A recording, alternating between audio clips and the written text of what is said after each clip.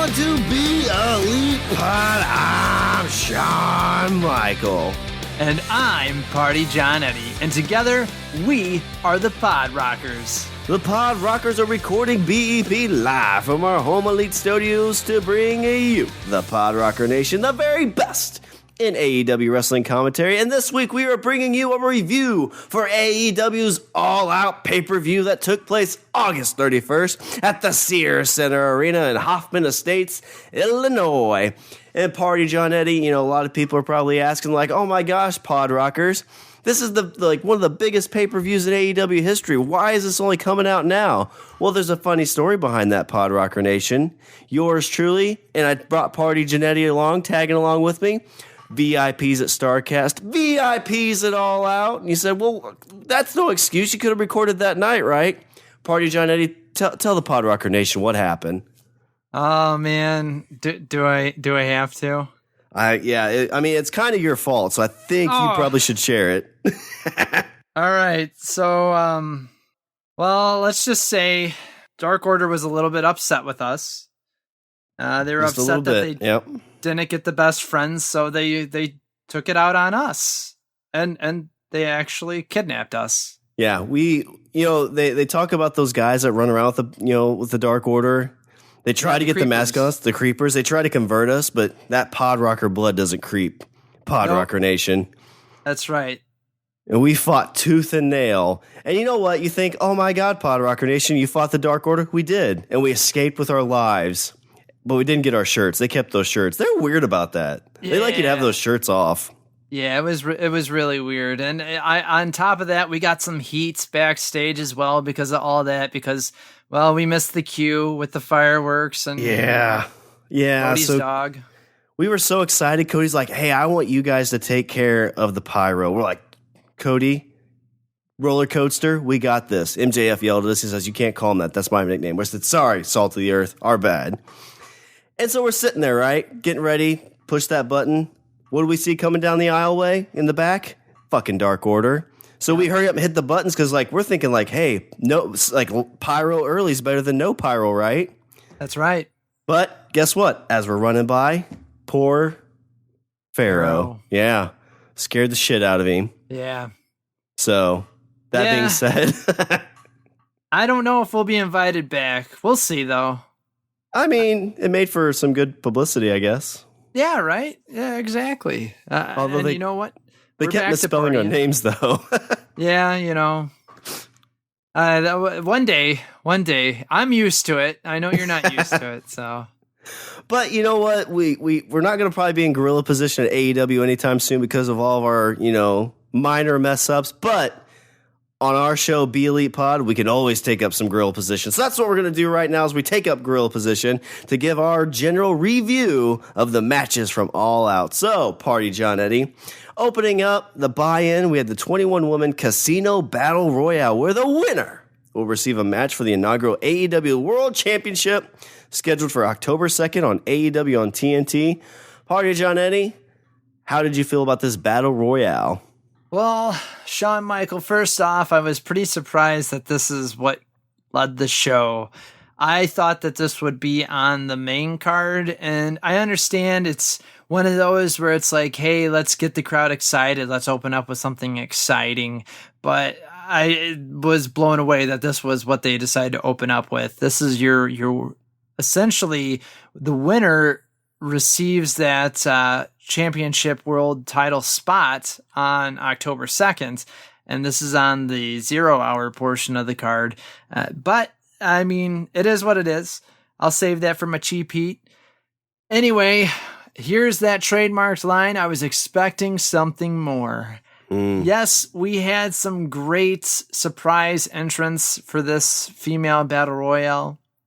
I love that Tenille Dashwood was there. Got to see Eva Least. We knew she was coming out. ODB, I popped. I was a huge ODB fan in TNA. Absolutely loved her, so I was glad to see her come out as well. cool. Mercedes Martinez as well drew that Joker wild card. She did that awesome sweet roll through into the curb stomp. Yes. I love the back and forth between B and Britt, and you can tell that that's not finished. And that gets me excited for what's to come with that. Nyla Rose definitely dominated, especially the first half. Like, she just cleaned house, and I was a little surprised with all the hype for Jazz coming out and Awesome Kong that they didn't do nearly as much as I thought that they would do. Yet it was decent. It was a decent battle royal. It wasn't, unfortunately, I don't think it was better than the men's that they had. I definitely would have to say I really did expect more with this. I only gave it 2 barbershop windows. Yeah, well, we match up Party Johnnetty on the barbershop windows. I gave this one as a 2 as well. And it was, battle royals are tough. And with this one, too, I was expecting to actually kind of get a little bit better introduction to these women coming in because a lot of them you don't know. Mm-hmm. So it's, it's kind of like with the men's, at least you kind of like could see, okay, that's that guy. Okay, I got at least a quick glimpse of them because with them coming down with their card, they're coming down in a group. But with this, I felt like the audio wasn't quite loud enough to know what the names he was saying. And like, I miss Priscilla was in this. I missed that because of all the stuff going on. When Piper came out, I didn't even really realize it was her until like the announcers were really talking about her. But some of the stuff I had in here was Nyla Rose. She kind of had a missed double choke slam, was kind of messy. Yeah. I did like the Rhodes and Kong team up, and I like that they both got eliminated pretty much like nonchalantly because when I saw the big fear of this was that Rhodes was going to be the one to win, right? She was going to come down, Kong would do her thing, and then she would win. So I'm glad that they didn't really spotlight her too much. Yeah.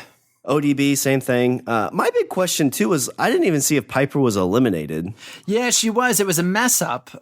So I think originally it might have been Kong or one of the others, might have been Nyla Rose or whatnot, grabbed her, threw her. She went through the middle ropes, maybe even ODB. And then they're like, oh, no, she's not eliminated. And she got back in, and then one of them eliminated her right after. So it was like, okay, she was supposed to go over the top, and she went through the middle. I don't know whose botch that was. And then she slid back in and then got eliminated. So it really lost its fire.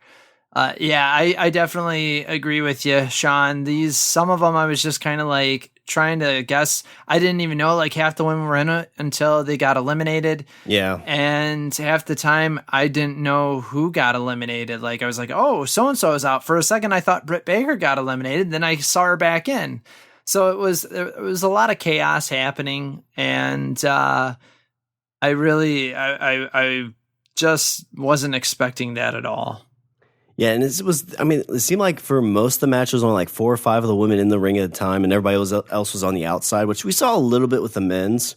I agree, like Mercedes Martinez, when she came out, she had that spine buster. I was like, oh shit, spine buster. And then she did the curb stomp, like, oh shit, curb stomp. Like, okay, this is somebody I'm getting behind. Yeah, right. I love the Final Four too, but you had Baker and Mercedes. There was that apron spot where they're back and forth on that. Mm-hmm. And I was kind of curious because when it was down to Nyla Rose and Britt Baker, like my pick for this was Britt Baker. Like, that's who's going to win because that's who AEW's really been like pushing, it seems, in these first few pay-per-views. And Nyla Rose got the assist. And I was thinking, as they've really done a lot of more, like, we're more sports oriented, we're more, like disqualifications aren't really a thing. It's kind of referee's discretion. I almost thought, like, why wouldn't they do a replay right there and get Britt Baker back in it and then just start the match right there? I thought that would have been a cool touch, but it seems like, that would be if they wanted Britt Baker to win and make a little bit of chaos. But with this, obviously, Nyla Rose was the pick they had to win it. Yeah, right. And I think that's it, too. It opens up a storyline, essentially, for her and B to fight while Nyla and, the person who wins the other match, I won't spoil it right away, even though you guys already know it, so that they can go on. And then probably the winner of Britt Baker and B goes to face the champion. So just trying to write future storylines. Otherwise, I think the thing that would be unfortunate is, hey, yeah, Britt gets back in after, the whole little mischief, and then Nyla gets a clean throw on her, then people might that's true. It might be a little bit more of a bust that way. So Yeah, that's the thing, man. That's you walk a fine line when you say, "Hey, we want to be a little bit more real and we want it to be like more sport oriented." I mean, especially like, hey, is replay going to be a thing? You know, I don't know. So I don't know, man. This whole it should have been the whole match just had me disappointed. It was all right, but it wasn't anything like, you know, and I guess I'm getting cheap heat right here. You know, I didn't, for a big stage like that, I'm choking on my words here. Sorry. But like such a big stage as AEW, I feel like that match should have been a lot better. Like that was kind of a, dare I say, a WWE style battle royal. Yeah, and I felt like it didn't do the women's division very good justice. Like, it's almost, to me, it might have been better just to do, you know, maybe a one-night tournament kind of thing, like a King of the Ring type thing to crown the champion. Yeah. Because even this, like, the other women's match for the night, I didn't realize it was going to be for the other number one contender spot until the match pretty much started. I'm like, wait, what? Like, how is that even going to work? But, yeah, right. You know, it is what it is. Like, again, I kind of was hoping for a bit more too. I was hoping for kind of a little bit more of a surprise from somebody too, like coming down. Yeah. But, you know, we did get a couple, you know, good views of some women there that we haven't seen yet. So, you know, there's always, I think, you know, they're going to learn from this and grow, obviously. Yeah. Oh, for sure. For sure. And I think that's the thing too, that they need to really realize that if they want to really push the women's wrestling like they say they do, that you got to give them just the same amount of time as you're giving the boys. Mm-hmm. Yeah. And that they were doing that in the beginning, and then it just kind of, it didn't, I don't know, it seemed to falter a little bit, but hopefully they'll get back up on that horse and do that again. Yep, but our next match for the buy-in, we got Private Party versus Angelico and Jack Evans. So this match, a couple things I noticed here that I liked was, you know, Mark Quinn wearing the sunglasses when he first came in, had them on for a bit. I thought was a pretty cool touch. Yeah. Jack Evans had that really sweet corkscrew kick. Yeah. We are getting to see, and they did a lot in this match too, which I like. I hope they keep doing it for consistency, but you heard the time countdown, you know, 10 minutes remaining. Mm-hmm. But it was, you know, this was the buy-in. There were still some empty seats, so, you know, people were still filing in. But I really didn't feel like the crowd really got into this match as much as you would think with a Private Party match. Yeah, right. We had Nick Cassidy. It was thrown over Hurricane on Angelico. I thought was great.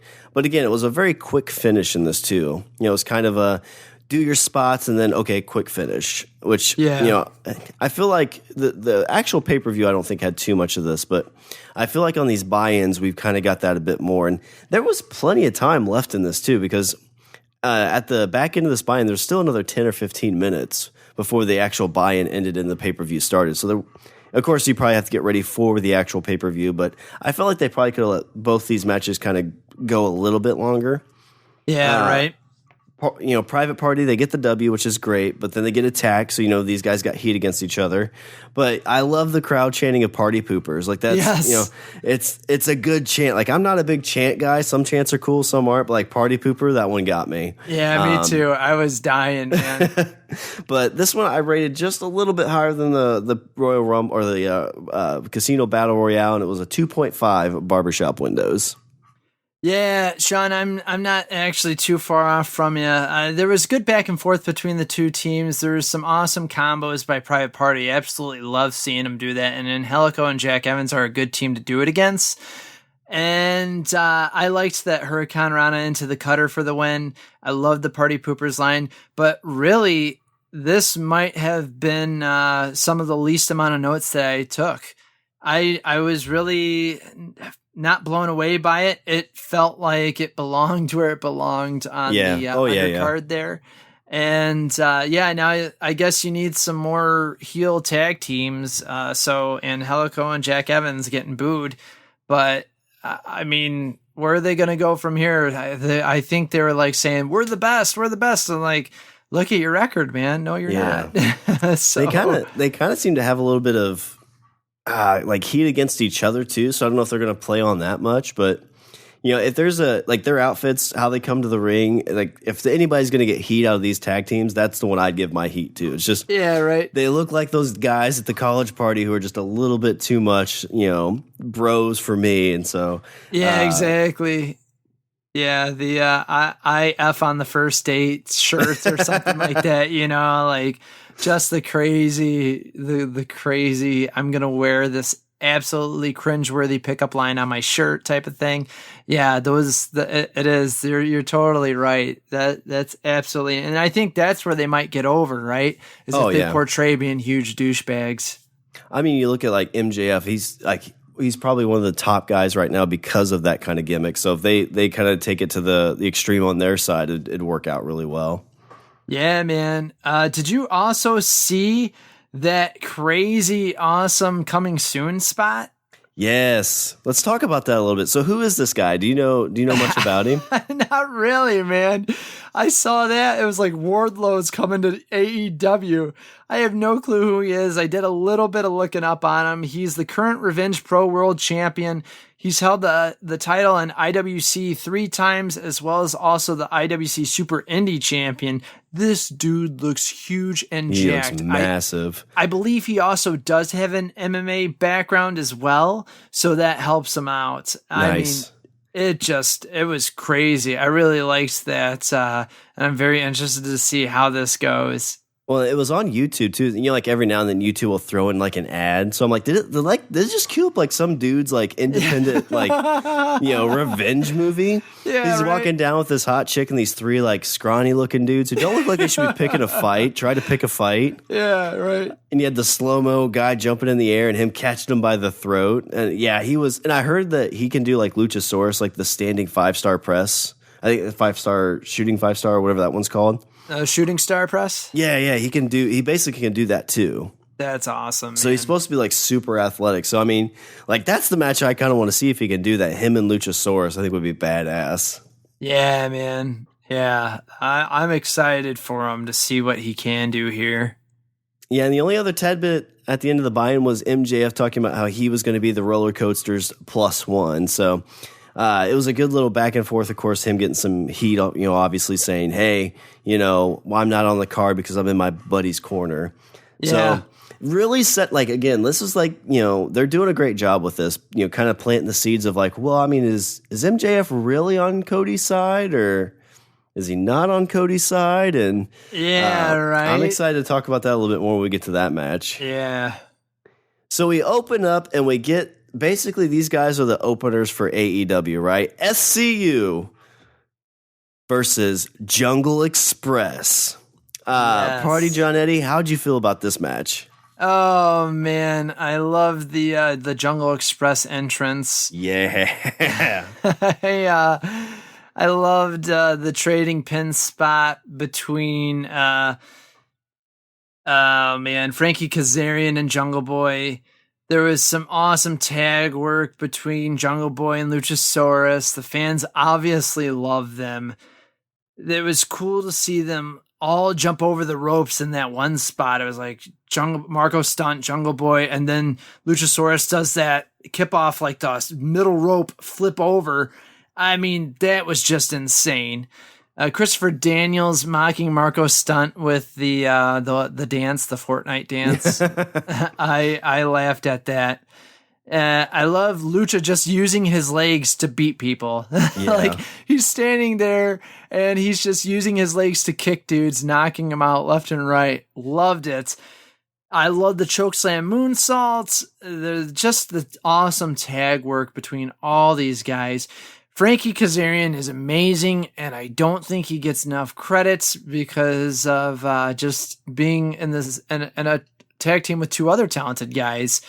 And man, the best Meltzer ever spot with the Marco and Jungle Boy, and then they get the win by slamming Jungle Boy and Marco Stunt onto their heads. So yeah, definitely enjoyed this match. I was going to give it 3.5 barbershop windows. I'm not too far off there. I agree with everything you said. I really did dig Marco Stunt's outfit with fun size on the side. Yeah. I had Luchasaurus flip over the top rope. And that dude, I mean, I'll probably say it every time he wrestles. The athleticism of that guy is ridiculous.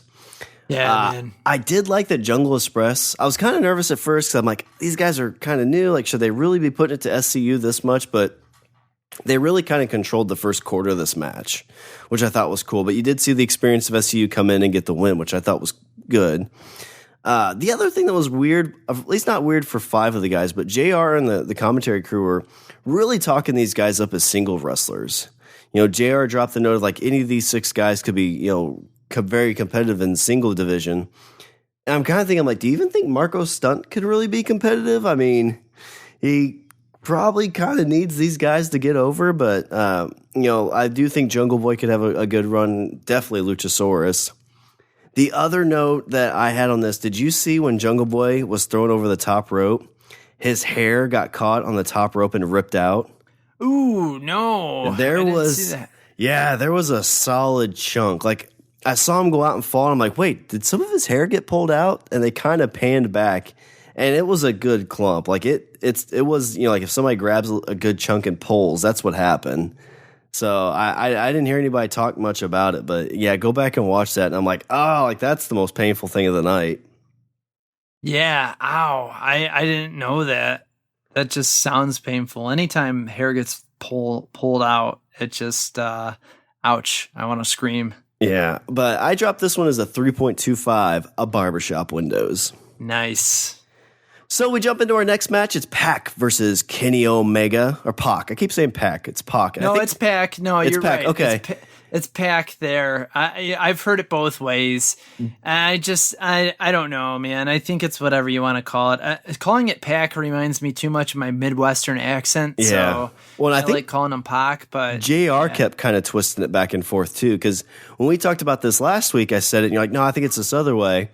And then I heard JR say, I'm like, oh shit, like I got to listen to what they say so I say it right. So now this is just like all the other things. Like I'll be Pac or Pac. I'll be fighting it in my head which one it should be. Yep.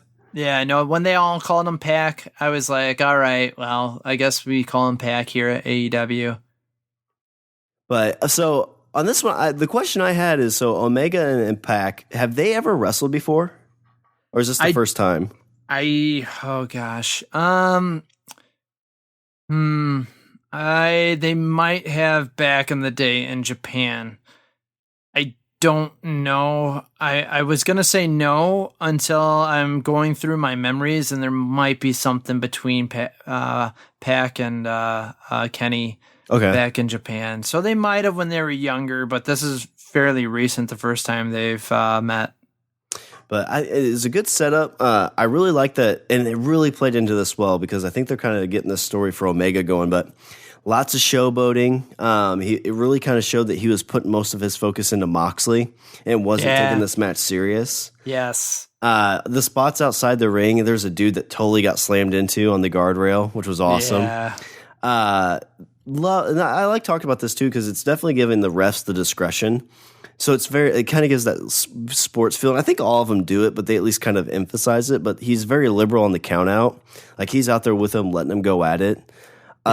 Both guys, did you catch Omega and Pac both catching their legs on that guardrail and their flips? Oh, yeah, man. Yeah, I wrote that down in my notes, too. I was like, I think the barricades are too close to the ring. Yeah, I agree. Because when Omega did it, I'm like, he might have fucked up his knee. Yeah, man, that looks scary. It's one of those things, like you watch this and like you see some of these moves and you're like, that looked way too close for comfort. Like Yeah, and Pac's a dude that's like insanely accurate too.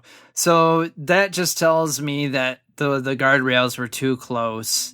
Well, there's probably only like maybe 5 feet between the ring and that. So yeah, man, it wasn't. There was a table spot. I don't recall if it was the ladder match, or it might have been the Joey Janela, Jimmy Havoc and Darby Allin match, where I think Joey Janela sets up the table and they actually have to push the guardrails back. And I was like, that's what you should do. Take a table, put it there, and then that's where you put the guardrails, like measure it with the table. That's how long it should be.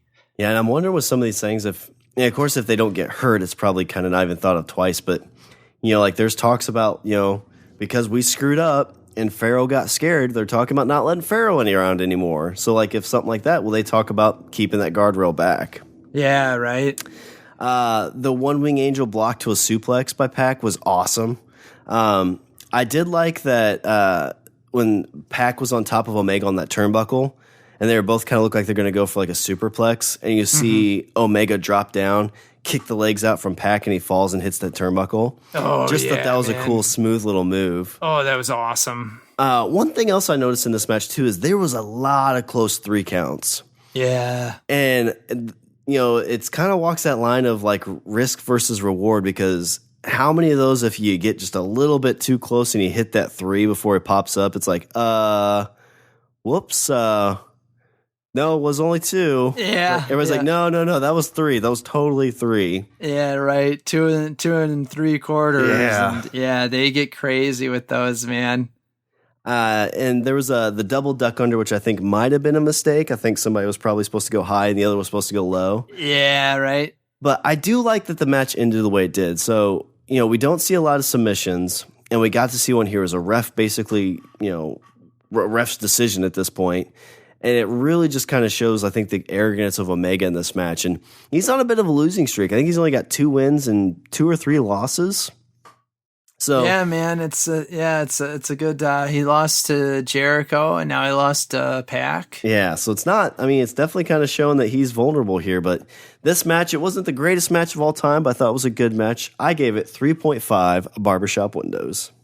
Oh, man, dude, I absolutely loved this match. Like you said, the storytelling in this match was amazing. The fact that, number one, Kenny wasn't taking Pac seriously. Pac just wanted to go in there and kick ass like usual. The great back and forth. I don't think I have anything different in my notes than what you've basically mentioned already. Just the athleticism between these two men.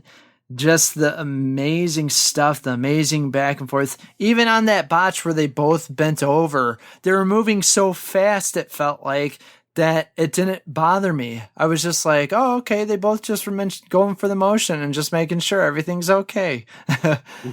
I loved it. I loved that Kenny got put to sleep, that he got caught and put to sleep. You don't see that too often where a dude just gets put to sleep nowadays. That actually gave me goosebumps. I love this match. I would like to watch it again, see what I missed, but I gave it 4 barbershop windows. Nice. Yeah, I mean, you talk about reality and like kind of getting in there close. Like you see him go down like that because he was bent down so far, like he could have almost touched his butthole with his nose. Ah, dude, I know, man. I mean, that much weight squatting, and then you see him go down. It's like, well, wait, like, did he actually get knocked out? You know, you let yourself believe a little too much. Obviously, I think he was fine. Like, there's no discussion of it that I've heard, but you try to let yourself believe a little bit too much on it, and it like you said, it gives you goosebumps. It makes you be like, holy shit, what's going on? So yeah, I really dug that. Yeah, man. Yeah. So our next match is the Cracker Barrel Classic, which it's kind of funny that Cracker Barrel sponsored this, you know, a wholesome family dining experience. But you get Team I Hate My Body, Darby Allin versus Joey Janela versus Jimmy Havoc. So Party Johnnetty, we love a good Cracker Barrel. We love eating some good biscuits. So as we sit down and eat some biscuits, how do you feel about this match? Oh, man, I laughed. I had no clue that they were calling it that, and I also laughed because of that, too. I'm like, out of all the matches, that's the one that Cracker Barrel sponsors. And I also got hungry for some of their chicken now, so... yeah. You know, it goes either way. I loved immediately, there's the double birds going up right in the beginning, Havoc, and then he goes for the weapons, pulls out the staple gun, just starts stapling himself. They taped Havoc to the chair, the thumbtacks in the mouth, and then taped it up. Oh, it was so gross. There's that sweet flip over stunner onto Janela. Darby doing that senton off the top onto Havoc. They just destroyed that chair. Yeah. And then the Emerald Fusion on the apron. This match was brutal. I even loved the spot where they dissed Cornette. They pulled out the tennis racket, looked at it, and threw it. Excalibur. That was hilarious, man. It's like, who would use that? Yes, exactly. The spit out of the thumbtacks at Janela, the paper cut spots. Oh, yeah. Janela flipping over with the chair. Love that spot. Yeah, there was that flipping powerbomb to the table. It looked like Darby clipped his ear on the table when that happened. Yeah, I don't know how Darby Allin's still alive from this match. God, that ladder match we'll talk about a bit was brutal. Like, Darby Allin took an ass beating in this match. Yeah, man. Yeah. Janela doing that moonsault onto basically nothing, just onto the floor. The biscuit spot was hilarious too. We want barrels. I died. I think that might be honestly the first time I've ever seen worked barrels in a match. I know last time they did the giant barrel with I think it was Paige and Janela actually, where they were rolling it, but like these were a lot lighter. I was like, hey, yeah, I would definitely wear a We Want Barrels shirt. I forget what announcer. It might have been JR saying, you're going to see that on a shirt soon. I was like, yeah, I would wear that. One of the craziest spots I've ever seen to date in a match like this was Darby with that thumbtack skateboard drop-in spot. Ow. Holy shit, onto the back of Joey Janela. That was gruesome and amazing. The mini coffin drop through the table, then that coffin drop with the barrel onto the steel steps, and then we get the acid rainmaker onto the barrel, and Jimmy Havoc wins it. Oh my gosh, man. This match was crazy. It had a little bit of everything. Very unique. I felt all three men did a pretty good job. Darby didn't get enough offense, and he did get some shine on him, but not nearly enough, I felt. But definitely enjoyed this match. Another match that just had my jaw open, and I gave it 4 barbershop windows as well. I like it. Yeah, I think you touched on everything that I did. So just talking about Darby Allin's coffin drop on the steel steps, did you pay attention to it in slow-mo and how his head bounced? Oh, yeah, dude. Like, that dude, like, I guarantee he woke up Sunday morning all kinds of pain. Like, I'm surprised he didn't get some kind of concussion or something from that fall, because it was just ridiculous.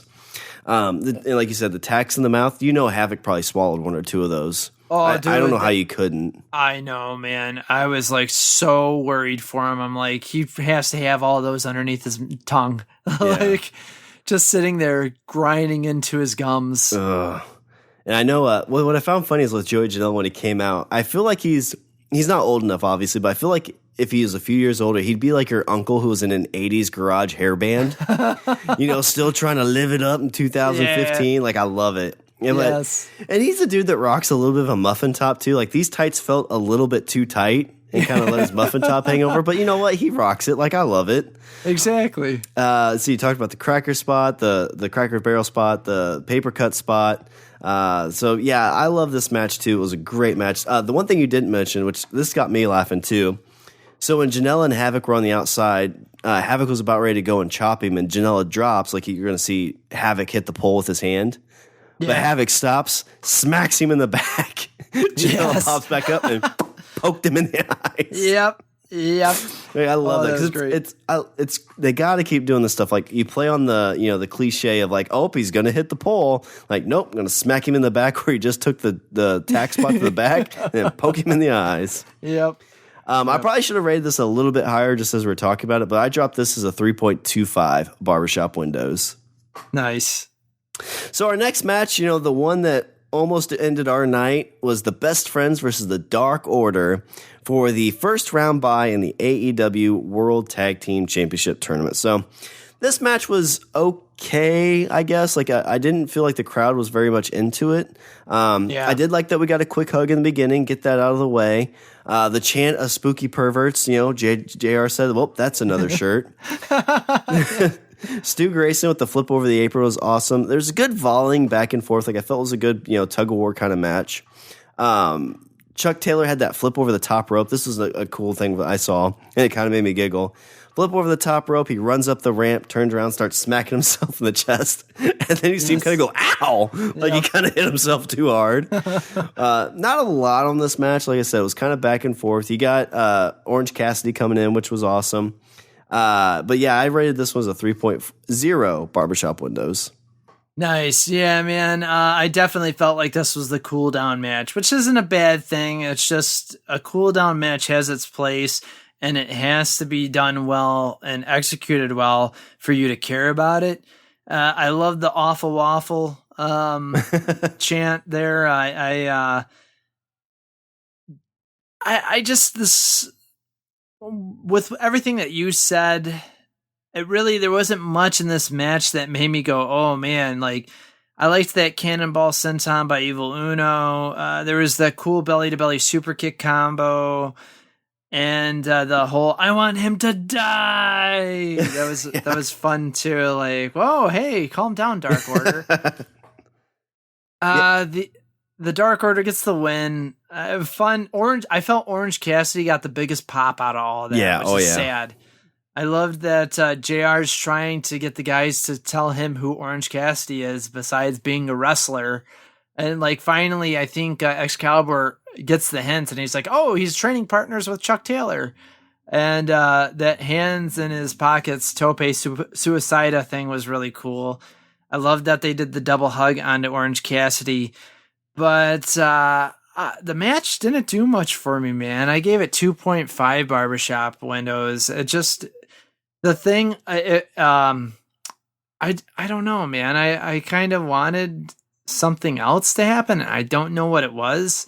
And I wanted to be surprised, I guess, which kind of stinks because all these guys are really talented. But there was so much talent. That's the downside with AEW. There's so much talent on the roster that even the talented guys that you feel put up lackluster stuff sometimes. And it's like, oh, man, not everyone's going to have a good match, but the best friends in AEW anyway just have not been that, like, if this is your first time seeing the best friends, I feel bad for you is what I'm trying to get at. Yeah, I know. I haven't been really impressed. I think this is their third match maybe. And yeah, I haven't been very impressed with it. It's not like, it's like, oh my God, this is garbage, but it's just like, oh, these are the guys who get the chance for the first round bye. Like what? They don't seem special to me. They seem, and Helico and Jack Evans seem like they're on the same page, like they're on the same level. And I don't think that's what you really want to get across with those two. Like I think you should think the best friends are like a step or two above those kinds of guys. Yeah, man. Yeah. And I just, I don't know. You have to make me, there's so many limited roster spots on the AEW roster. And it's like, I know both Trent and Chuck are very talented dudes, yet what I've seen so far with AEW, and like I said, check their stuff out outside of that, and you'll be surprised. But to see them in AEW, it makes you go, how the hell do these guys get spots? If that's your first time watching, and you're like, I'm sure there's more talented people, and I'm not taking anything away from them. I'm just saying the predicament that they've been put in it makes you wonder, if you do not know who these guys are, like, why did they get signed? Because they haven't really shown me anything that should be top-notch competition. I think the biggest surprise to me is, Chuck Taylor and Trent are just dicks in real life. Yeah, they're real dicks. If you're not going through being the elite, go and check that out, because there's a bit like an episode like 80 through 90 where they're talking about Chuck Taylor and Trent being dicks in real life. It's great. Oh yeah, man, it's awesome. But we get our next match of the night. So this is one that was like we talked about last time. I was like, what's this doing on the card? Like, it seems kind of odd. And we didn't find out, at least I didn't find out until this night, that this was the other contender for the AEW women's title. And we get Riho versus Hikaru Shida in her first match with AEW. Party Johnnetty, this one I was a little bit curious about. And then when I found that out, I was even more curious about. But how did you feel about this match? Well, I mean, let's be honest here. I got caught up in catering during the pre-show. All that cheap salami that was back there. It really got to me. So I totally missed that the Women's Battle Royal happened on the pre-show. So it was a big surprise to me when I saw this, and I was like, wait a minute, what? And I got spoiled that Nyla Rose won. I was like, when did the Battle Royal happen? And, just so happened that the Dark Order were pretty pissed after this too. So I really was out of it for this match. But I really liked the women's belt, though. That's pretty cool. Very different, very unique. The match itself, I didn't have too many notes. That was a cool single leg Boston. It was a regular Boston Crab turned into the single leg. We got that foot stomp on the apron from the top rope. Yeah, that was pretty sweet. Sweet deadlift from Shida. And a nice superplex. Good back and forth in this match. Riho ends up getting the win. But I just gave it a simple. It was a good solid match. Three barbershop windows. Nothing that really made me go, whoa. I thought for sure that it would be a bigger, like a crazier match to me. Riho and Shida. Just thought maybe because they know each other and their style of wrestling, things would be a little bit bigger, especially for what is the other number one contender for the AEW Women's Championship. They did a terrible job of promoting it, and I mean that's also cheap heat. I guess I'll save it, but it really made you wonder what this is all about. Like, there was, other than they're like, oh shit, we got to actually have an opponent. This match is going to do it. Yeah, so, that's just like, and like all the Riho matches that have happened so far have been really good, really fast paced. Yeah. This one actually kind of started a lot slower. Yeah. And I felt like, I know Riho was a little bit smaller than Shida, but I still felt like they were kind of compatible. But they really played on her size a lot. Like, she's 98 pounds. I'm like, Shida doesn't look like she's over like a $110. Like, yeah, I know, right? They're pretty close in weight and size. But yeah, like you talked about the deadlift from I think it was like a top suplex that Shida did, pulling Riho off the apron. Like, that was badass. That was the spot for me for this match. But the other thing I think in most of Riho's matches, she's got like quick, like not I call it cheap, but like outsmarting wins, like quick pins or tie up pins. So I'm wondering if that's what we're going to get from her. 'Cause I feel like this David versus Goliath match that they're going to build, Nyla Rose versus Riho, like how's that going to turn out? Because I know one of the things they always talk about is if you have a finisher, like it's got to work on somebody the size of Rey Mysterio, it's got to work on somebody the size of the Giant, or how are you going to get it over? So yeah, right. That's not what I'm sure it's going to happen with that. But I only gave this 2 barbershop windows. I wasn't too impressed with this. And it might have been because you came back and you smelt really bad of that cheap salami. Yeah. But, I mean, it's neither here or there. Like, we were running from the Dark Order. So you said it was the salami. It might have been because you were scared of the Dark Order. I'm not judging. It happens. Hey, you know what? Just because I had to change my pants. I told you, though, I said, do not tweet that you pooped your pants on camera. Like, that happened to CM Punk years ago, and look what happened to him. He blew up after it. I thought I would blow up, too, but in a different way. But I want to know, so we know that the title match for the first AEW title is going to be Rose versus Riho. If you were to tell me before this pay-per-view started what I thought the first title match was going to be, these would probably be the last 2 I would have picked, or at least towards the back end. Yeah. But how do you feel about this world title match? Man, I'm kind of like slapping myself for going, duh. It should be Nyla Rose. I think they've been kind of promoting her throughout basically AEW. So it was like, oh yeah, that makes sense. Why wouldn't she win it? And now I feel like she's definitely going to win it. But I could be wrong. I don't know. You do have the David versus Goliath storyline going with it. That's not new at all. But I don't know, man. Riho definitely wouldn't be one that I would have put in. If anything, and I guess it makes sense, I'm also a little bit surprised of that. We'll get to that too, the whole Kylie Ray stuff as well. So, because I mean, originally the push really was kind of like her and Britt Baker and Nyla Rose, and to me, that's why I thought it'd be one of them, definitely, or 2 of them actually. It would be 2 out of the 3 would probably face for the title, and well, only one of them is, and now Riho is the other one. I don't know. I'm not expecting Riho to win. If she does, I'll be surprised. If she doesn't, I don't know. Yeah, she's kind of always, to me, she doesn't feel like she's in AEW to me. Like, I feel like she's just kind of there to show, like, here's this other style of wrestling, like we kind of saw with All In and stuff like that. But, I think is she signed to a multi-year deal with AEW, or is she still just kind of like a part-time? That I'm not sure. She might be on like kind of an appearance by appearance contract.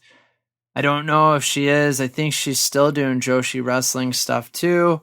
I don't know. I have to look into that more.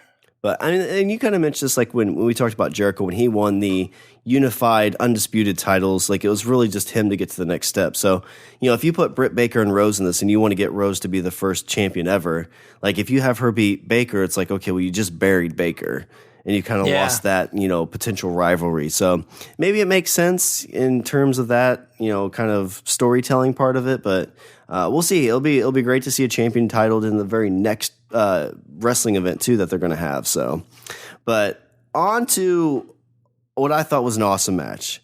So this was Cody versus Shawn Spears.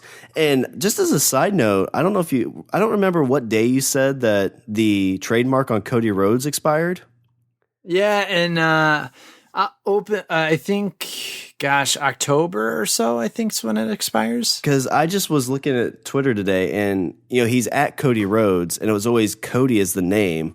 But today when I looked at it, it was at Cody Rhodes, and the name spelled out was Cody Rhodes. Really? So I'm kind of, and that may not mean anything, but I'm kind of curious about that going forward too. But just a side note. Yeah, well, now I'll be looking that up. But this was a great match to me. It was a great story. I feel like Cody's one of the better like match storytellers in AEW. I love Spears' intro, sitting there in the dark, like he just KO'd Cody with a chair. Cody's intro. I got some cheap heat with unfortunately what happened to Pharaoh. Like I felt like I saw that happen. I was like, oh God, that's. Like I wasn't there's a lot of people pissed off about that. Like I wasn't pissed off because I've seen Pharaoh come to the ring before. Like it's not his first time, so like they've done this with him. Yeah. But it just seems like it was a miscue on somebody's part. We won't say which PodRocker pushed the button, but their name rhymes with Hardy Johnnetty. Don't you blame this on me? Hey, why is PETA calling me? I did love, so like Cody was very calm and cool in all the pre-show stuff with this. I loved once he got to the ring, it was a quick start. He jumped right through, attacked Shawn Spears, and just became this brawl. And I loved it so much. I guess I should have mentioned MJF was at the ring too, which I thought was a kind of interesting pick. Right. Love that. So the other thing was awesome. So when they get back in the ring, so they had the little stuff outside the ring, which I thought was good. They finally get in, start the matchup, and Cody has a couple swings at Shawn and misses. So he just drops down with his, very famous back body fall uppercut. Thought that was great. He had a DDT on the apron, which was awesome. Then you get Shawn Spears taking off his belt, about ready to beat him with it. But, Hebner's like, no, not in my house, right? Hebner getting it in his face, pointing at him, and seeing Shawn Spears walk away. And this also kind of ties in the other thing that I really enjoyed about this, because I'm not a fan of matches ending in like disqualifications or like cheap wins. Like you think about back in the day on Raw when Mankind won the title, right? Well, he won the title because Steve Austin came down and stunned The Rock. And I always hate that stuff because it's like, well, you won, but you didn't win. Like I like legit in the middle of the ring wins. And so the little cheating here, though, is stuff I don't mind, because I feel like it's kind of like in baseball. Like there's fine lines of cheating, right? There's like accepted amounts of cheating. Scuffing the ball here, maybe licking your fingers a little bit more than you should. And that's what we got here. Tully did a few things here or there that kind of helped sway the match a little bit, but not a ton. But after Cody got hit with that belt too, he was bruised up real bad. We get the MJF Tully tussle, which sounds like the new like dance craze in AEW. And then you called it. Arn Anderson comes down, spine buster on Shawn Spears, the pop in the crowd. It's like the enforcer is back. Love him just walking away being like, not tonight, not tonight. Yeah. Great match. I give this a 4.75 barbershop windows. And what we were expecting at the end of this match. At least what I was expecting. I was thinking MJF was going to turn on Cody. Yes, and right. You see him pick up the chair, and I was like, "Oh, it's going to come! It's going to come!" Nope. Yep, he kind of looks at it. So again, just planting those seeds. Love it. So what was some of your thoughts on this match? Oh man. I love Shawn Spears sitting in that chair. The no music in the beginning, just him sitting in it, grabbing it. Then the music hits. I loved Cody's Star Trek entrance. Yeah, the whole poor Pharaoh, man. Funny, he chooses MJF, so you're correct about that, man. But oh, dude, I loved him starting it early. That crazy power slam on the outside, totally holding the arm and that low blow. MJF doing the distraction on the ref, and it ends up hurting actually Cody. Oh gosh, there's so much to this. This match told the story. Like you said, if anything, Cody knows how to tell a story, man. The fired up, the spring back cutter, the Alabama slam, the steel ramp spot. I love JR mentioning that it's not a sleep number. The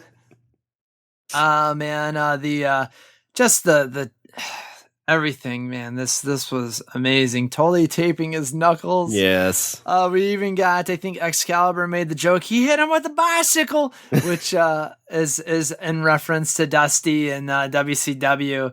When I think Cody hit Spears with the bicycle kick. So I laughed at that. I had tears in my eyes. I didn't cry, but I got misty-eyed a little bit when I saw Arn Anderson come out and then hit that spine buster. My notes have me screaming, Arn, fuck yes, holy shit, I'm about to cry.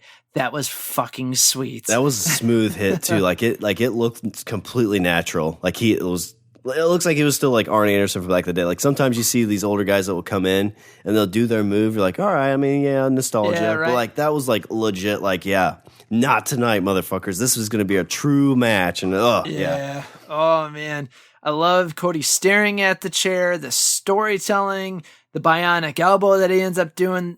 The only thing that stopped me from making this a 5 barbershop windows match was that disaster kick into the chair at the end, right in front of Earl Hebner. Yeah. Like, that's the only thing. Like, that whole time, Hebner gets on Shawn Spears' case about the belt, and Cody gets away with that kick from the crossroads onto the chair, like the Van Daminator style, basically. Sweet match. Absolutely loved it. Same 4.75 barbershop windows. If that spot didn't happen, or if it would have happened where Earl was turned around some way and he didn't see it, I would have let it slip. I think I would have gave that the full 5. Another beautiful match, just fun, great storytelling. Love Tully being just his mouth open that his tag partner Arn came down and did that. He leaves his man too when that happens. He just walks up the aisle like, "What's going on, Arn? Like, what happened here?" Yep. Yeah, man. Oh, it was awesome. Absolutely awesome. So do you think, I'm guessing that this doesn't end the Cody Spears rivalry, right? Like they're going to have some more matches.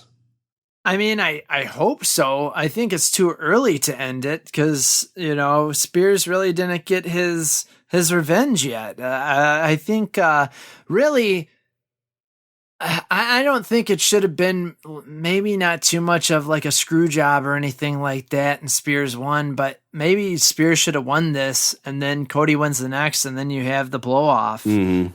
And you do it that way. Maybe they'll still continue that though. Maybe Shawn Spears says, no, listen, that was a bunch of bullshit. Arn came down and spine busted me. I would have had that match won, blah, blah, blah. And they go on again. I don't know. I don't know what they're going to do. I hope that they continue it because that was fun between the two of them. Otherwise, where's Shawn Spears go from here? He didn't beat the guy that he wanted to beat. That's true. Yeah, I love it. You kind of get the spinelessness of Shawn Spears too when Cody had the chair and he's on his knees like pleading like, please, we've been friends for like 15 years. Yes, man. I love when they do that stuff with these guys. Like, you got it's like, I'm the badass heel, but like when, the tide turns, you're like, no, please don't. Yep. Yeah, dude. All right, so our next match is the Lucha Brothers versus the Young Bucks in an Esclara de la Muerte for the AAA World Tag Team Championship. So, ladder match, you got the Lucha Bros versus the Young Bucks. Party Johnnetty, what are your thoughts on this match? Man, another crazy match. The Bucks with those crazy masks. It was raining Young Buck pesos all over the place. The ladder being thrown into the face of the Lucha Bros as they tried doing those suicide dives. Oh my gosh, these guys destroyed their bodies, man. Yeah. There was a sweet double pump kick.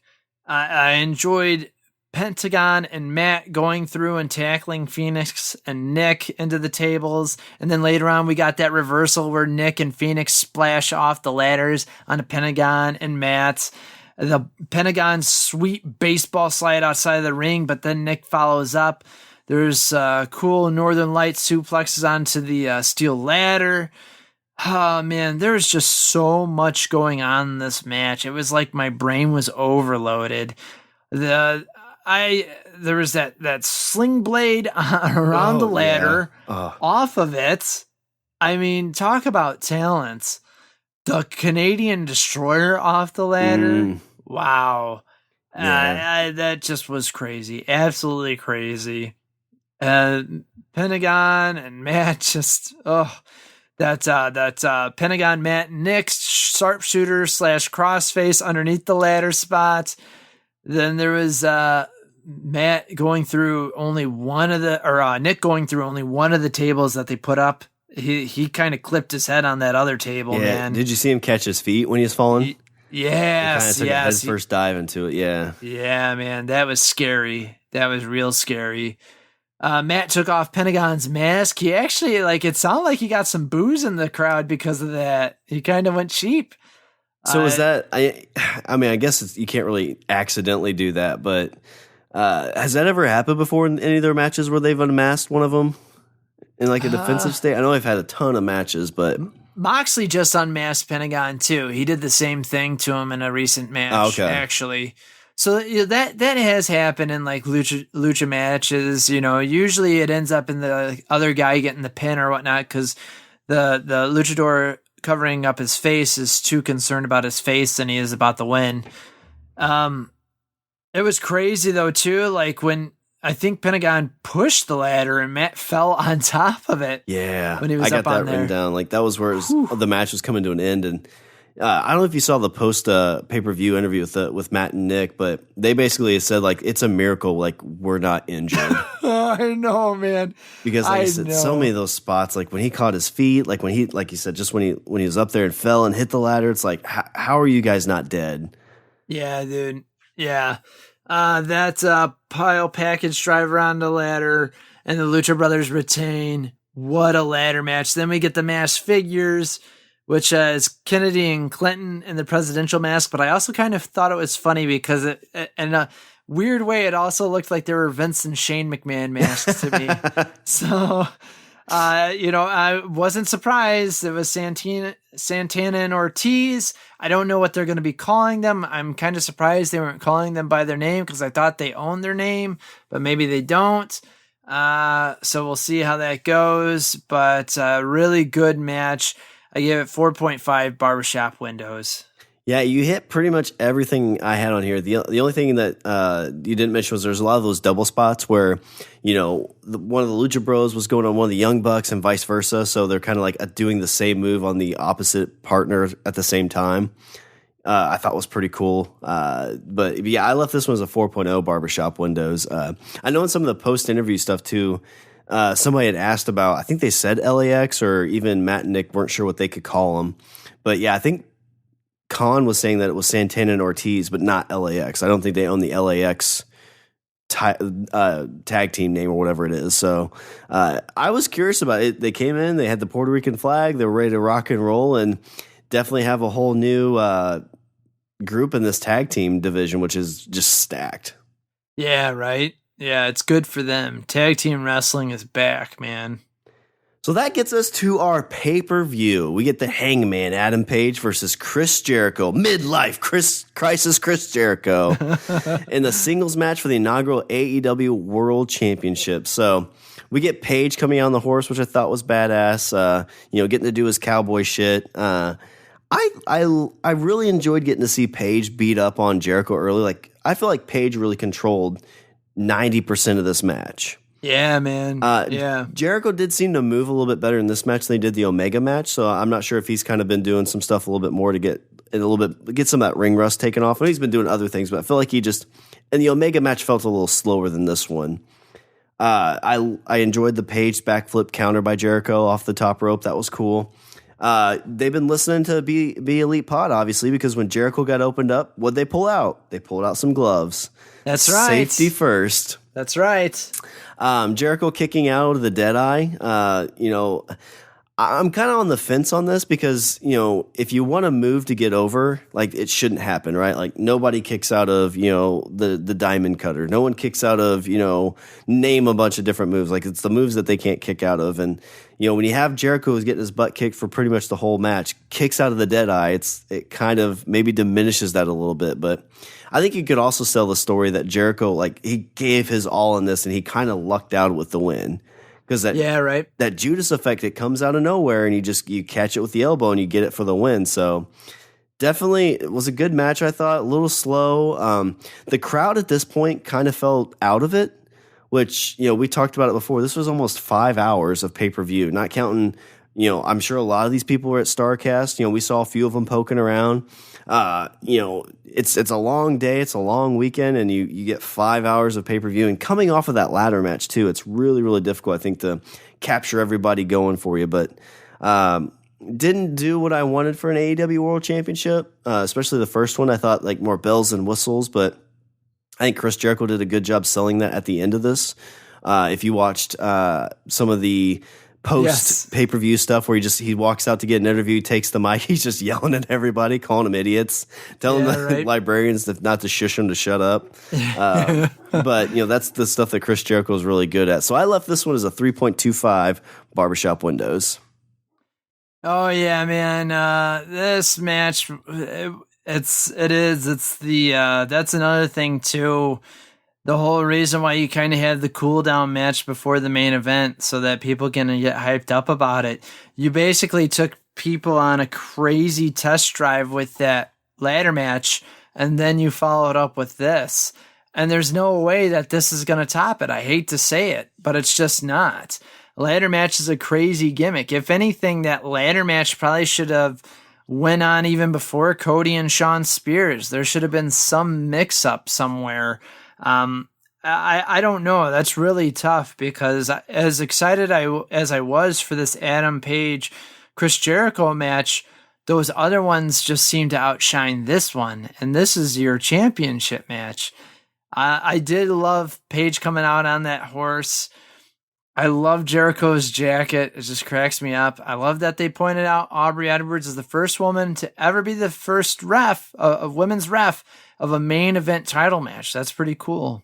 Yeah, I enjoyed that. I think she's like, I've enjoyed her as a ref too. Like, I think she's done a great job. Yeah, definitely. I love Jericho's chest was already red in the beginning. I did like how brawler style this match was. Very hard hitting with both guys. They threw it out. They threw technique out the window because they knew both guys wanted this really bad. The knees into that shooting star press. Ow, man. Jericho already claiming that he won the match. That was hilarious. I love that he used the microphone to bop Adam Page on the head. Such a fun, easy, cheap, and safe way to make it sound like that really hurts. It's just a little boop, and it just echoes throughout the arena. I love Jericho telling the story of concentrating on the arm and then of the leg. We got that cool Russian leg sweep off the middle rope spots. Jericho doing the walls of Jericho, Page reversing it, the discus elbow to the eye, the blood spot there, swinging neck breaker from the top rope. We got the buckshot lariat a couple times. Yeah. The moonsault where he hit his knee on the ramp. Oh my gosh. The code breaker and from the buckshot lariat was really sweet.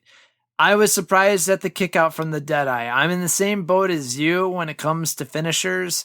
I hate when guys get supercharged up on finishers. I really think that's only a time where it's needed. This one didn't bother me so much because, well, it's all on the line for the first ever title match. But then again, Jericho was getting his ass kicked in this match. And then but I guess it's the spirit, the fight of Jericho that you can argue with that. That Judas effect out of nowhere blew me away. I mean, once again, like I said, a spinning back elbow, and I will continuously say this, is nothing to mess around with, but they made that look so good. And I really thought that maybe Paige was going to kick out of that, but was surprised that Jericho picked up the win. And then at the end of it, I made mention that someone's got to tell the camera guy to be a little bit more quiet on that countdown. He's like, all right, in 4, 3, 2, 1. I'm like, way to really ruin that moment, guy. I also loved the Jericho backstage stuff too. Great match. What? Is that all you got to say? The pleasure's all yours, Bucky boys. Even if you did thank me, I wouldn't accept it. Nice hair, idiot, to Brian Pillman Jr.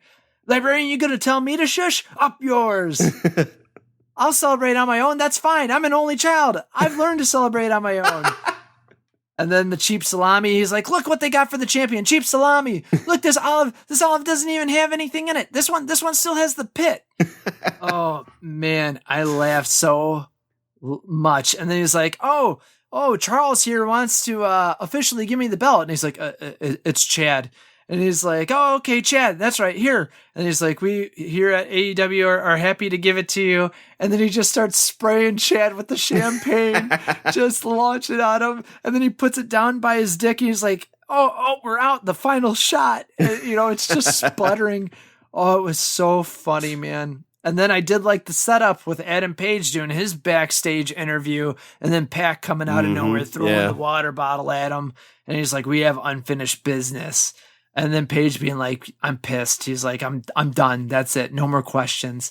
Really enjoyed that. That was fun, man. Yeah, even on being the lead, the very end of it this week was the Young Bucks going in and be like, hey, Paige, you had a great match, man. Like, you're a superstar. And it's just them walking out like, hey, we're going to go get some dinner. Like, why don't you come with us? And he just like sits there.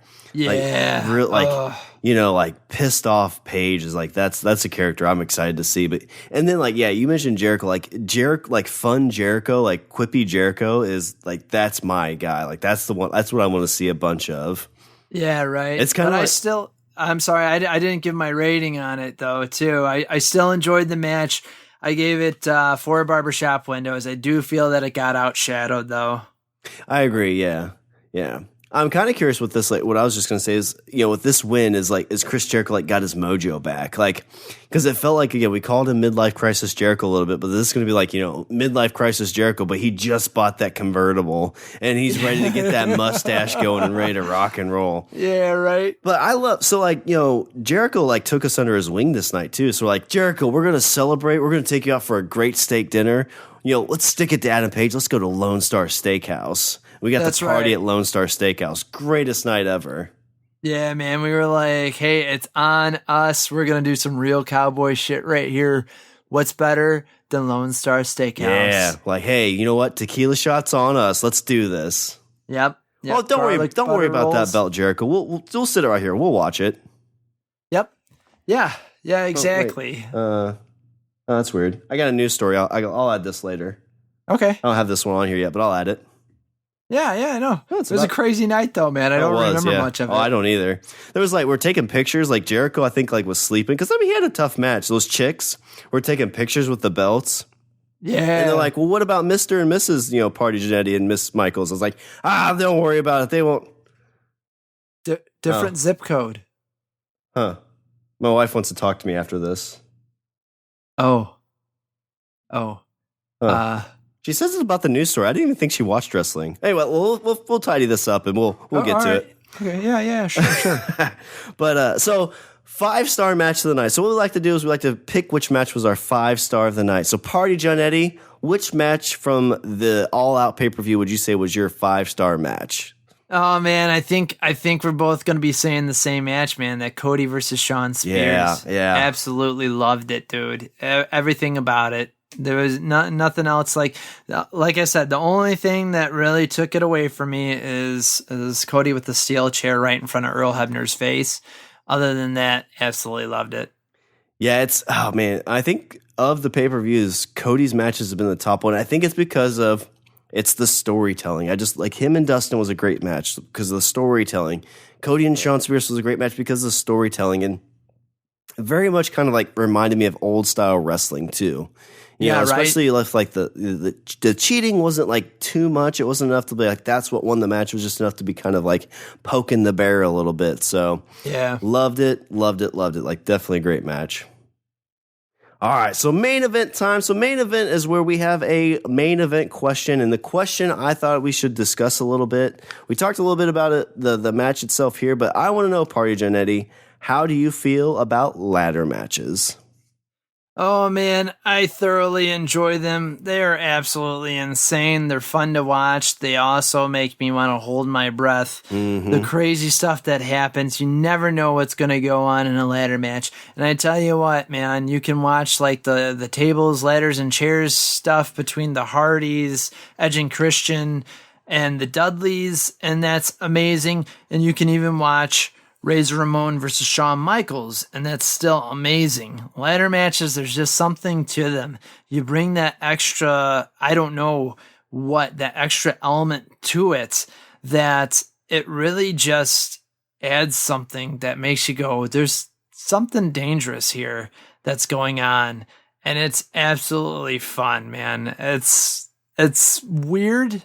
Whoever thought up, hey, you know what? Let's put something hanging from above the ring and you got to use ladder. I tell you, Bret Hart, obviously, comes from Stampede Wrestling, supposedly, from what I've been told. And he mentioned it to Vince McMahon. And it's just crazy to think that something like this happened.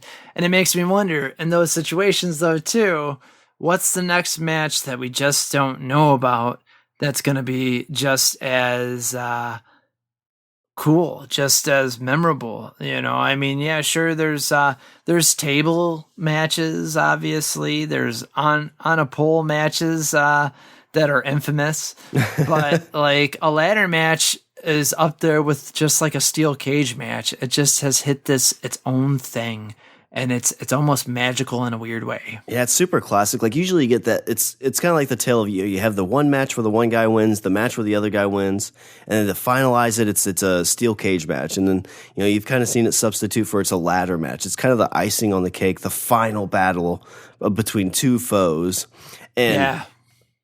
I've always liked him. Like I was a big Shawn Michaels fan back in the day, and the Razor Ramon Shawn Michaels matches. I had the video cassette tape of Shawn Michaels' greatest matches, and they had the second one where not the WrestleMania but the SummerSlam one where he beat Razor Ramon, and and both of them for some reason he had his pants pulled down and he showed his butt to everybody. Like I don't think that was by accident, and that's probably what they should have done here.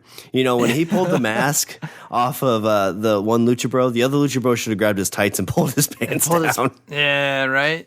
But I like them too.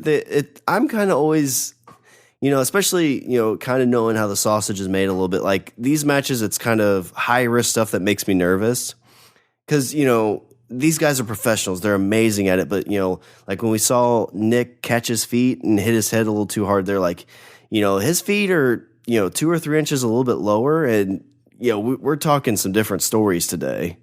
Yeah, man. And, I think like they talked about, it's like they probably won't be doing a ladder match anytime soon because they're getting a little bit older. And like they're, I don't think it was a work because I think they were a little bit kind of like nervous about the match afterwards in their interview. Again, these are professionals, so they could have been a complete work and I didn't know about it. Like, or I didn't pick up on it. But, with these post pay-per-view interviews, they seem to kind of break kayfabe quite a bit. So, I kind of felt like they did feel a little bit kind of like, we probably dodged a bullet on that one. Yeah, right. Because Nick talked about, I don't remember which move it was, but there's a move he did in this match and in a previous match where both times he almost missed it and landed on his head. And he mentioned, he's like, yeah, I'm never doing that move again. I'm not doing that spot anymore. Yeah. But yeah, I like them.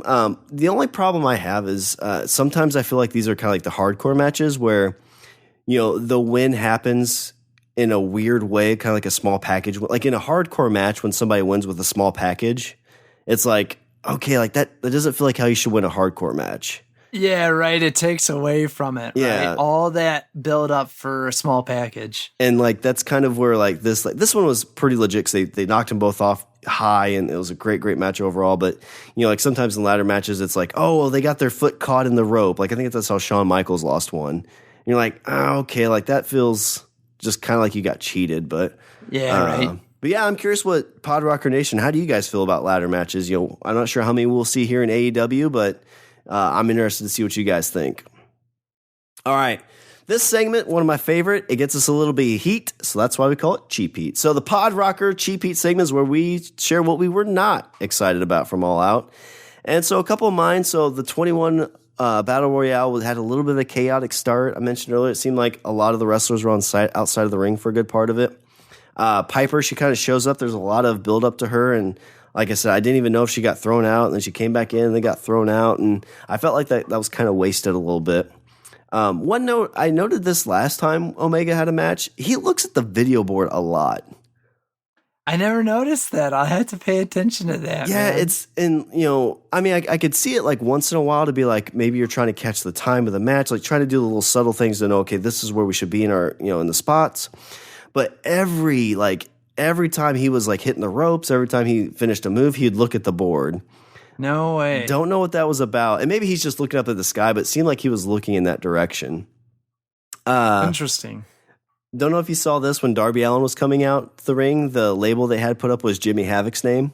I know a lot of people are like, oh, look at that. You fucked up. It's like somebody hit a button they shouldn't have. Not a big deal. Right. Yeah, exactly.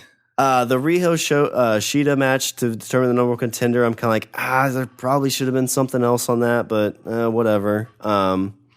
I don't know what happened here. When I watched the buy-in, I didn't get to see the women's title unveiled. Like when I started up on YouTube, it took me basically like right into the second group that came out.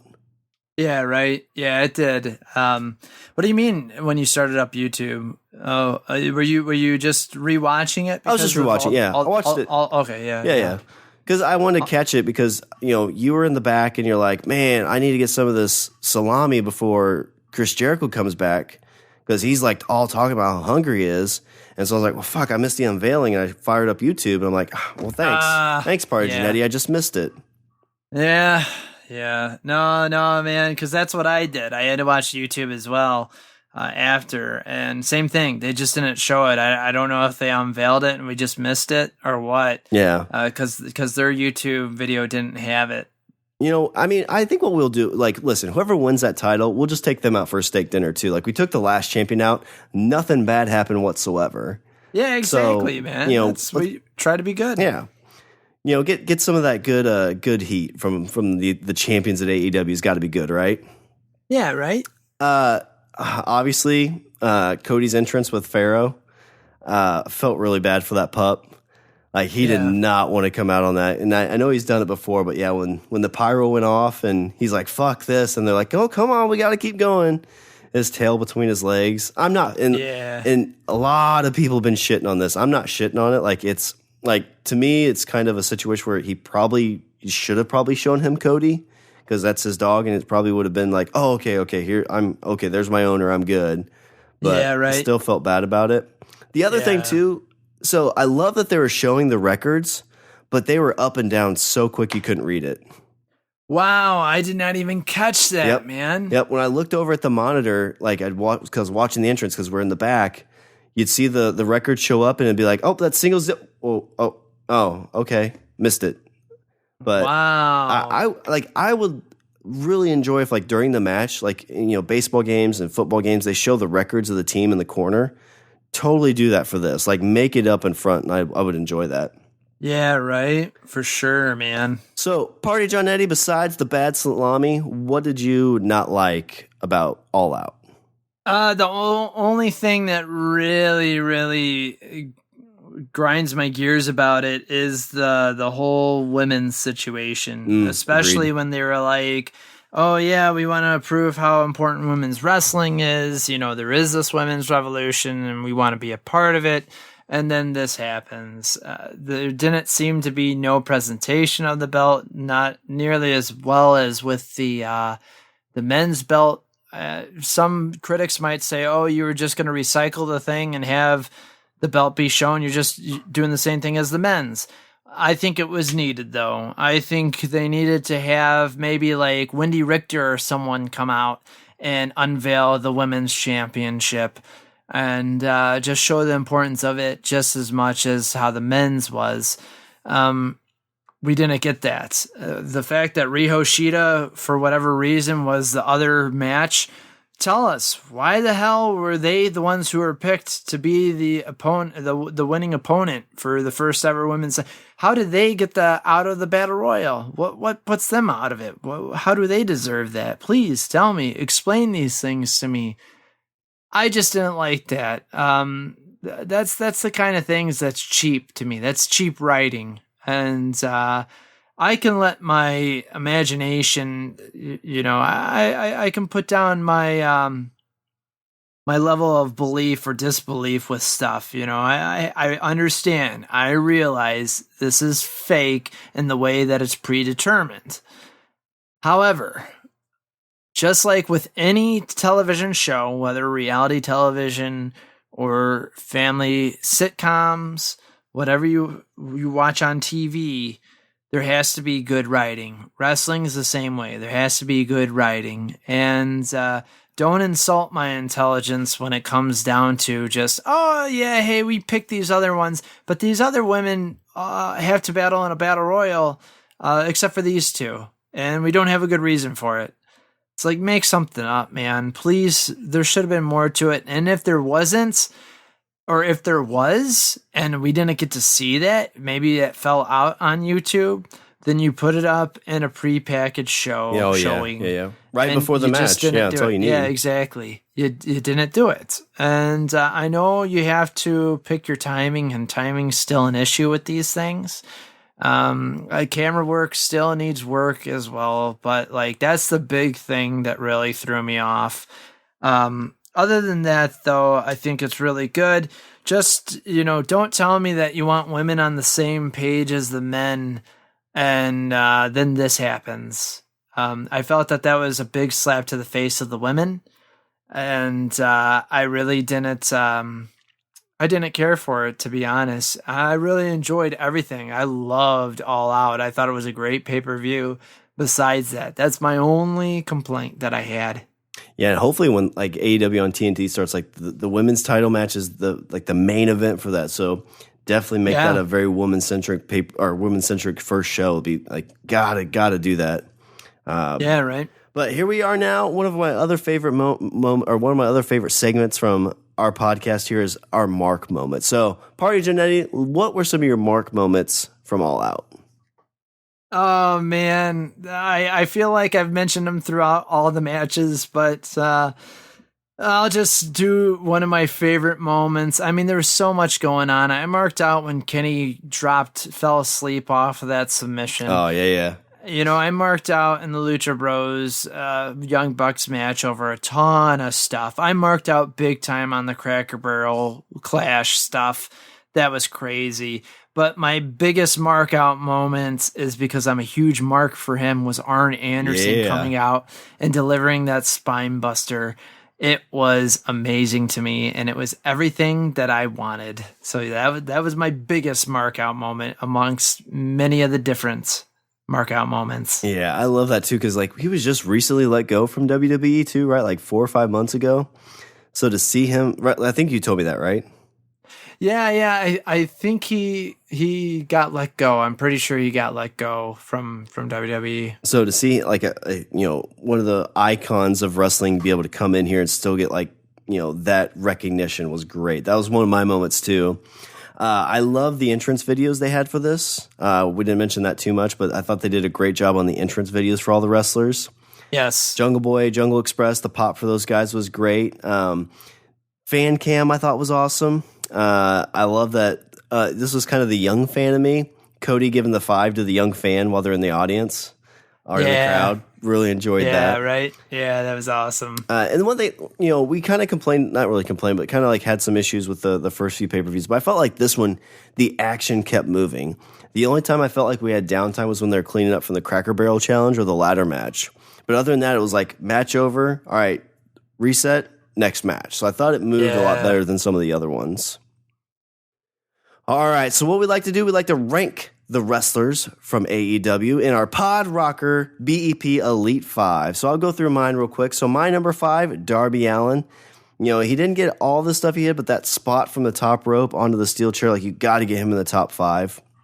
Britt Baker, she was the second, the last one in the match before getting eliminated. I feel like she's got a lot still to prove in AEW, so I'm excited to see her kind of maybe be that second challenger for the title.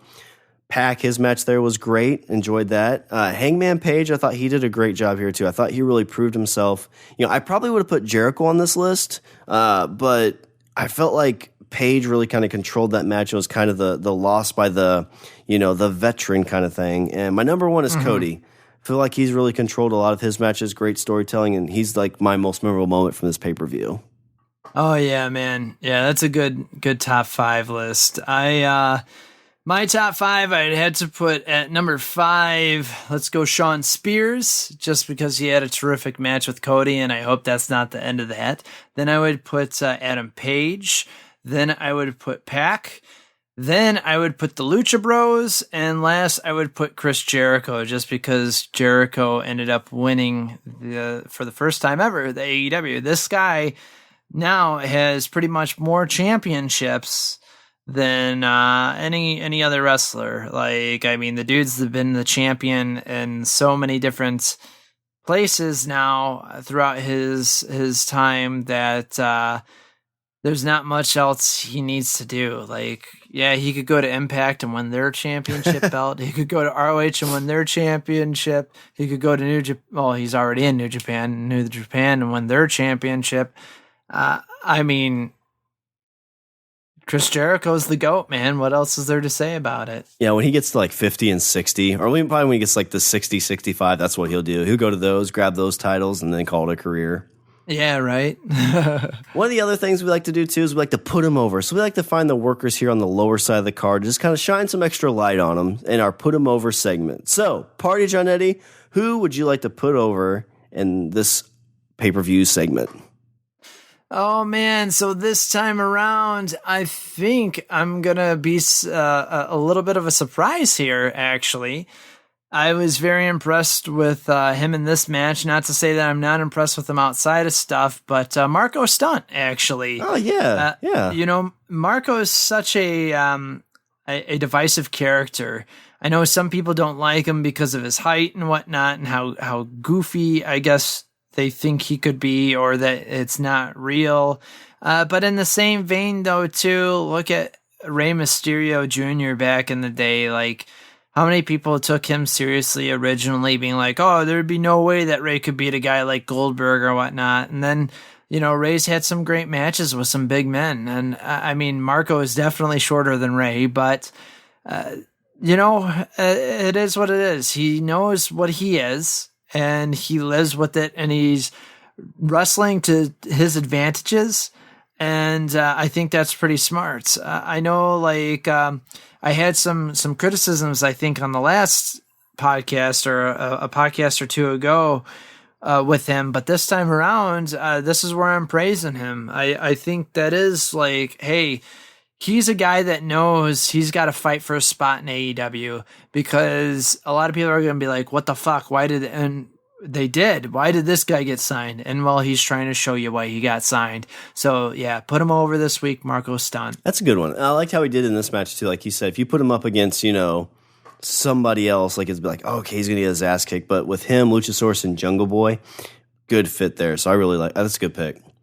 Yeah, mine's going to be, because this is the first time I've seen her, was Mercedes Martinez. Her coming out and doing the spine buster, then the curb stomp, and then just really controlling, when she came in there, was really awesome. So that's somebody I'm excited to see a lot more of. Me too, dude. Me too. All right, well, let's jump into a little bit of under the ring news. So in the ring news, so we mentioned a little bit earlier, but if you check out some of the post pay-per-view interviews, we got to see Pac interrupt Hangman in his post-event interview. I thought that was pretty, very intense. Throw the water bottle. You had Chris Daniels there being like, "Hey, come on, dude, like back up." We talk about it, mixing the real and the the kayfabe here. Love that stuff so much. Like it just it takes me back to the day where you're like. You let your childhood, or your kind of kid-like mind be like, well, is it real? Or is it like, do they really hate each other? Yeah, right. We also find out what the next pay-per-view will be. It's going to be called Full Gear. It will take place November 9th at the Royal Farm Arena in Baltimore, Maryland. Obviously, nothing else has been announced for this, but this will be about a month after AEW on TNT starts. So how do you feel about this? Do you think that's too soon? Do you think that's about the right time? No, yeah, I think that's good. I think that's a good time, especially if you're doing these quarterly big ones. Yeah, you definitely November is a good time to have it. That's also usually typically the time that Survivor Series goes up too. So I don't think that's too far off. I think that's smart for them to do it then. The other big news that came out of this, so AEW will be back at the Sears Arena pretty quickly. So they'll be the day before Thanksgiving. They'll be having an AEW on TNT taking place back in Chicago. So it's about 2 months from now. So they're there for All Out, and then pretty soon they'll be back there for an AEW on TNT, which is pretty exciting. Yeah, man. So let's jump into a little breaking kayfabe. So we learned so Chris Van Vliet had some of the post-interview stuff that he was interviewing. So I will listen to this, and it was Tony Khan. And one of the big notes, Kylie Rae, I guess, had asked for her release. Tony Khan was very cordial about it. He said it was, she called, said, "Hey, I want to go my own way." So he said he released it, and it was very, both sides, no hard feelings kind of thing. I'm a little sad about that because I really like Kylie Rae. I thought the couple bits she had, I really enjoyed it. I would have loved to see like a Two-Face character from her, like, it's Smiley Kylie, except when she gets pissed off and then like this demon comes out kind of thing. Yeah, right. So I don't know. Have you heard much more news about that? I've heard the rumors. I've heard people saying that they were just really keeping it close to themselves about the reasoning. I heard that there's a possibility that she just wants to retire. She maybe she got injured, or maybe she just, I don't know. It could be she might feel that she's not ready. There's always that possibility. Maybe she thinks she needs to go back on the indies and work some more stuff. Maybe she has some personal stuff going on. Maybe she realizes she doesn't want to travel as much. There's so much speculation that can happen with these sort of situations. It is surprising, though, that she would ask for her release. I mean, it's a huge bummer, because whereas her character, I think, would shine really well in AEW, I feel it would get lost, say, in NXT/WWE. Oh yeah, for sure. I know people have jokingly referred her to Bailey on crack. So, I mean, though it really is, she is the smiley, happy-go-lucky character, and that's what Bailey was. And so you can't really have two of those same characters in WWE. So yeah. I will be surprised, but I don't think it's like, hey, she's going to go to NXT or something like that instead. If she does, to me, that's a bad decision, but I'm not her. So I just wish nothing but the best, and I hope everything's okay. And maybe she does realize that she wants to retire, that she's done with it. It could be nerves. It could be whatever. So I wish her nothing but the best, and I hope everything's okay. Yeah, hopefully if it's just like a small injury, maybe she'll be back, or maybe it's just she wants just some time to reflect and kind of hone her craft. But yeah, I'd really like to see her come back in some point. Yeah. The other thing that was interesting, Tony Khan kind of alluded to, and I wouldn't say he actually kind of verified, but the gist I got is that there will still actually be a name for AEW on TNT. So like they talked about Wednesday Night Dynamite as an option, that they had the copyright for that. So it did sound like they still had a name in mind. So that's something to keep a lookout on for. I kind of started growing accustomed to AEW on TNT. Yeah. But if they come out with a cool name, I'll totally be down for that too. The trademark, Shawn Michael. They had the trademark. That's right, the trademark. Thank you. Sorry. Well, I mean, of the two, you're the lawyer and I'm just the looks. Like, copyright, trademark, I forgive you on this one because you forgave me with Pharaoh. The other interesting thing, so after the match, or after the pay-per-view went off the air, Cody called out Tony Khan, and he came out and basically thanked all the people at the Sears Center and announced that his plan is for every Labor Day weekend that the Sears Center will host a big AEW pay-per-view, and they will always host the AEW television series the week before Thanksgiving. So that's awesome. That's pretty big deal. I mean, that's kind of putting your flag into the Chicago arena and saying this is our place. Yeah, right. Yeah, exactly. Pretty awesome to see the Midwest get something like that. Yeah, for sure. This is our home. And the last story is the one that just came across the wire, and I'm so excited to talk about this because it's Chris Jericho. They're talking about the world title. So AEW World Champion Chris Jericho, this is coming from WrestlingInc.com. So AEW World Champion Chris Jericho had his title belt stolen just days after becoming the inaugural champion. Well, so Tallahassee, Florida listed the incident report. Oh, no. Jericho apparently had the title go missing while he was eating dinner inside a Longhorn Steakhouse. So the victim reported the theft of his championship wrestling belt while he was eating inside Longhorn Steakhouse. The victim stated he arrived at the Millionaire Club Airport terminal and placed the belt inside his rented limousine. And oh no, are you okay? Oh god, there's pictures. Oh no. Oh, why did they have to be buxom blondes? Oh god.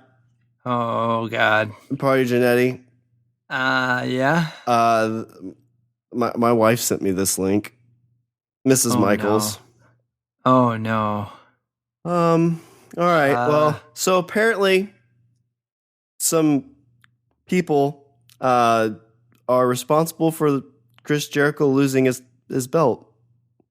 Allegedly. That limo driver. It was that limo driver. He should have. Yeah. Should have been watching. We totally didn't give him a 20 to let us take the belt inside. And take pictures with it. And then have women take pictures with it. We're never going to be invited back to AEW, are we, Party Johnnetty? I don't think so. All right, well, let's go to some people that do love us. Let's go to a From the Stand. So this is some letters and feedback, and I'm excited about this because I may have lost a championship belt with my bro, Party Johnnetty, but at least I think I won this. So our number one PodRocker fan, I think he's trying to become the president of the PodRocker fan club, Paik Allen, put together a fantasy draft for the All Out pay-per-view. So I'll go through some of my picks. So for the women's battle royale, I picked Dr. Britt Baker. Lost that one. Private Party versus Angelico, I had Marty Quinn pins Jack Evans with Private Party winning. Luchasaurus match versus SCU, I had Luchasaurus pinning Chris Daniels. Riho, I had Riho winning. Best Friends, I had Best Friends winning. Darby, I had Darby Allin winning. I had the Lucha Bros winning. I had Cody winning with MJF as my +1. I had Kenny winning, and I had Paige winning. And basically the extra credit point on this was, does CM Punk show up? And I said no. So for Party Johnnetty, and we'll give you the scores after these because you'll see who wins. So Party Johnnetty had Kylie winning. He had Cassidy pinning Angelico. He had Jungle Boy pinning Kazarian for the win for the Jungle Express. You had Riho winning. You had Grayson pinning Chuck for the Dark Order win. You had Janela pinning Havoc. You had the Lucha Bros winning. You had Spears win by some shady tactics. Your +1. So we actually turned this in late, and so I couldn't get your actual +1, but I know last week you mentioned Arn Anderson, so I put your +1 as Arn Anderson, which was technically kind of right, but I don't think you got any points for it. It's all good. You had Kenny winning by pin, and you had Paige winning by pin, and no CM Punk. So the final scores for the All Out predictions. So in 6th place was Seth with 8 points. 5th place was Riley with 9. 3rd and 4th place was Dallas and John for 10 points. So you finished 3rd place. That's not bad. Yeah, man. 2nd place was the guy who scored at Pake with 11 points. And your winner and champion, obviously, who's got this nice, awesome belt that says, I won 13 points. I know you said copyright. So can this be used in court? It's not video. I mean, I could have been pretending to be holding an AEW belt that's got Chris Jericho's name on it. I mean, that's not admissible in court, right? We shouldn't be talking about this on a podcast. All right. Oh man. So you got some attorney-client privilege that I think you gotta get in contact with a lawyer. All right. Well, I'll make some phone calls. So I need a good divorce lawyer and a good criminal lawyer. All right. Well, remember, as always, PodRocker Nation, you can send us your gimmicks as well to PodRockers at BeElitePod.com. So make sure you send those in to us. So, Party Johnnetty, I got a lot to do now. I got phone calls I got to make. I got a title I need to bury. Can you tell us what's coming up next? Well, our next episode, we are not going to be talking about the AEW Heavyweight Championship. Allegedly. Yes. We will be bringing you an AEW House Show Wrestler Spotlight, this time on Britt Baker. Oh, yes. I'm excited. We're going to have a couple spotlights on the women of AEW here, getting us up to AEW on TNT. So I'm so excited for that. But for now, PodRocker Nation, reach out to BEP by following us on Twitter at BElitePod and Instagram at BElitePodcast. You can email us questions, comments, or those amazing, fantastic promos to podrockers at BeElite.com. And remember to follow us on Facebook by searching BeElitePod. Well, we are desperately out of time for this week's Be Elite Pod, but until next time, I'm Party Johnnetty. Oh, God, Party Johnnetty. Yeah? Chris Jericho just launched a worldwide investigation for the missing AEW World title.